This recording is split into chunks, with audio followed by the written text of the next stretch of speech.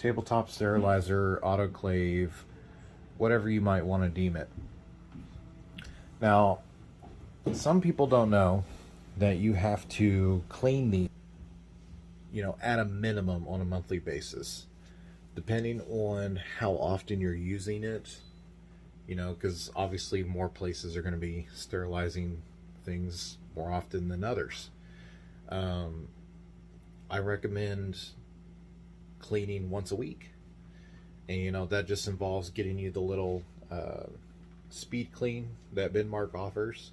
It's a little white bottle. You can actually buy them on Amazon, and you just fill up a cap full and put it in the chamber, and I usually do a cap full as well in the actual where you fill the water into the reservoir. What this is going to do, it's going to help clean out all the gunk and all the the particulates that build up in these systems after using them forever. Then you want to dump that water out and then replace it with clean fresh water. Now sometimes these units are going to give you error codes. Look and see, this unit is given an error code, right? You're wondering why that's on here. So that heat up mode, high limit open, that is a pressure fault. Basically pressure is escaping the chamber and pressure is not building because there's a leak somewhere. When I open this up, if you look at this, it's melted. It was literally sticking to this. So another thing, just user maintenance wise, the reason it was sticking to it is because that hole has been expanded past what this should be. So it's not grabbing on to these screws that hold it into place. Another thing too is when you're putting this is called a door jamb. When you're putting it into it, these little flaps at the bottom need to go inside this ridge. If not, you're not going to get a good seal.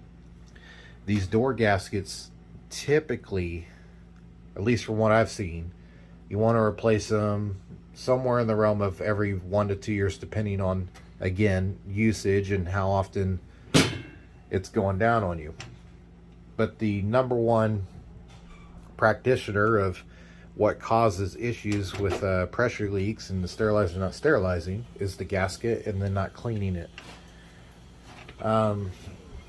Last thing is you can actually trigger it not building up temperature or pressure as well, because by overpacking it or just by touching the sensor. So if you look in the back there, but you can't see it, let me pull out another one here. You see that little pin back there? When that pin is actually coming in contact with this tray, touching it, it'll short out the sensor on there and cause it not to sterilize. So what I typically recommend is just make sure that you don't have it jammed up back in there. Just kind of pull it forward just a little bit. That way it's not making contact with that pin. And that usually solves the issue as well. So just ease of use things that you can do day to day as you're working on these sterilizers that will help alleviate downtime for you to continue sterilizing your materials and continue taking care of patients.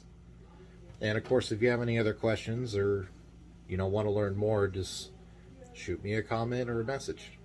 Thanks.